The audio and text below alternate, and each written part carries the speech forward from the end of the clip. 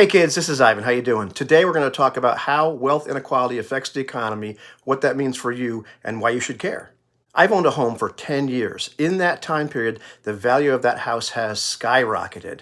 I'm in the process of moving in with my girlfriend Susan, and what I could do is sell that house, completely pay off what I owe on it, pay off all of my debt, and still have a lot of money left over. However, is that a good idea? In order to understand my hesitation, we have to take a look at the squeeze-out model by economist Gary Stevenson. That model explains why our economy is so volatile and why wealth disparity is at the root of it. For most of history, people have been divided into two classes, the very wealthy and the desperately poor. However, after the Great Depression and World War II, something very different happened for a period of time. Some rather high taxes were placed on the rich, especially the very rich.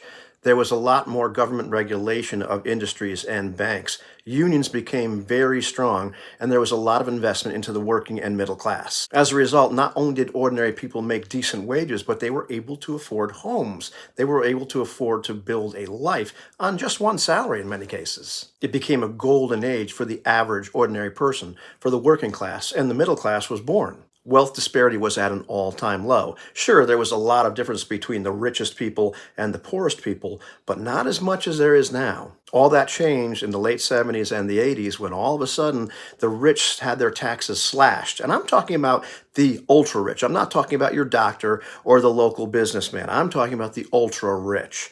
Also, a lot of things became deregulated again, and unions got hamstrung. All of this meant that the ultra-rich had a lot more money. And when rich people get money, well, they really don't consume that much more because, well, how many yachts can you buy? How many times can you go out to eat?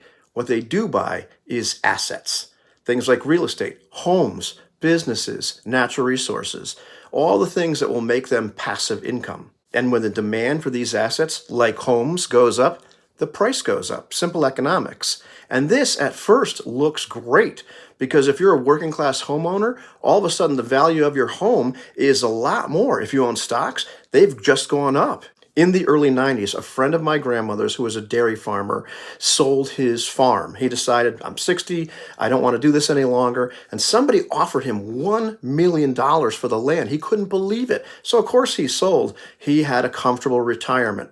But that farm that had been in his family for generations, well, that ended. He wasn't going to hand it down to anybody, but he had a decent retirement. And that's what starts to happen.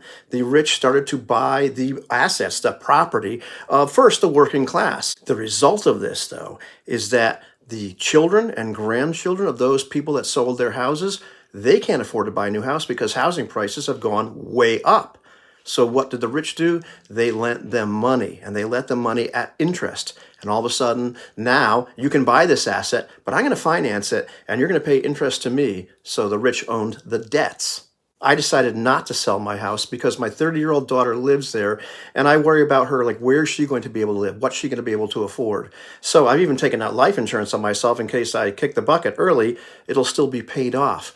But the thing is, she's not going to be able to afford a house with these prices, so I'm going to leave the asset to her. And that's a tough choice because, to be honest with you, the idea that I could erase all of my debt instantly is really tempting, but at what cost for the future? In stage 2 of the squeeze out, people have run out of assets to sell, and so they're borrowing from the rich. College loans, mortgages, credit cards, the whole gamut. All these debts pile up, and they're owned by the ultra-rich until you reach a breaking point. The working class maxes out its credit. They can't buy anymore. They're not consuming, so a lot of small businesses close. You end up having a recession. Unemployment and poverty shoot up. And we saw that in 2008. Banks had lent out too much, families couldn't pay, and the whole system cracked.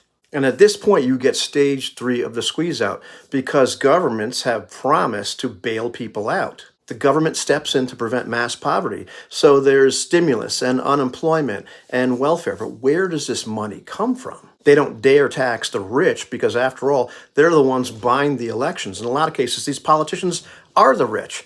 So instead, they start selling public assets. And when they're not selling off government assets, they're leasing natural resources dirt cheap to the rich. But that's not enough money, so they start going into debt. But who are they borrowing from? You guessed it, they're borrowing from the rich. So the same thing that happened to the working class happens to the government. They sell off their assets because they need the money, and also they go into debt because they need the money, and they're in debt to the rich. The rich just gain more assets and more money. What do they do with the money? Well, they buy more assets. And you get to stage 4, which is pretty much where we are right now.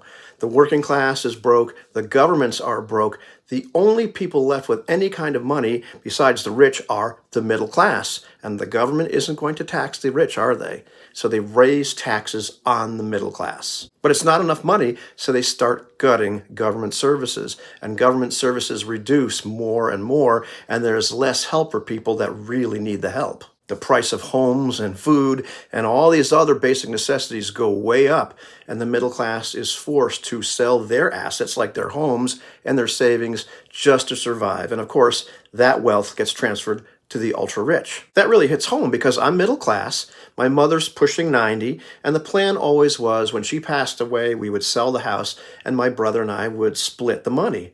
But is that the best decision to make? What's that going to do to our children? Maybe the smarter move is to keep it, rent it out, and hold on to it as an asset. Because when we sell, eventually the ultra-rich either buy it or they own the mortgage. And in stage 4, the consumption also shifts, where you start to see more and more products and services for the ultra-wealthy because the rest of the people just can't afford them. In the meantime, ordinary life gets more expensive and more precarious. And that's where people like you and I are today. We're working harder, maybe we're selling our assets, we're stretching our budgets thin. In the meantime, wealthy investors buy up entire neighborhoods. We're not at stage 5 yet, but it's pretty dark because at that point, there's only 2 classes of people left, the ultra-rich and the desperately poor. And at that point, the only other people they can get money and assets from are each other. And they send the poor to war against each other in order to get this. I know this may sound far-fetched and crazy, but just look at history. So what does this all mean? Well, Gary is right. For most of human history, there's been 2 groups of people, a tiny elite and a large amount of desperately poor people. And for a brief period of time, for several decades, this was different. And it was different because the rich were taxed, because unions were strong, and because the government invested in ordinary people. So when I think about selling my house or my mom's house, it's not just a personal decision because it's part of this big squeeze out. And yes, I understand. Trust me, I understand because this is my situation. And I wonder, this would make my life a lot better if I sold these, but for a short period of time. And what would it do to society? What would it do to my kids? Every time we sell out, wealth passes upwards. Every time we hold on, well, then we get to keep it and pass it down. And this isn't theory, this is reality. This is our lives right now. And if we don't see the patterns, then we get squeezed out without really seeing it. I can't give you the right answer, what you should do, but at least be aware. This is what's happening, and this is what's happening to the economy. This is what's coming unless we make some serious changes like taxing wealth. And of course, there's a huge pushback from the ultra-rich because they don't want to be taxed. Their kids will do fine, but what about ours?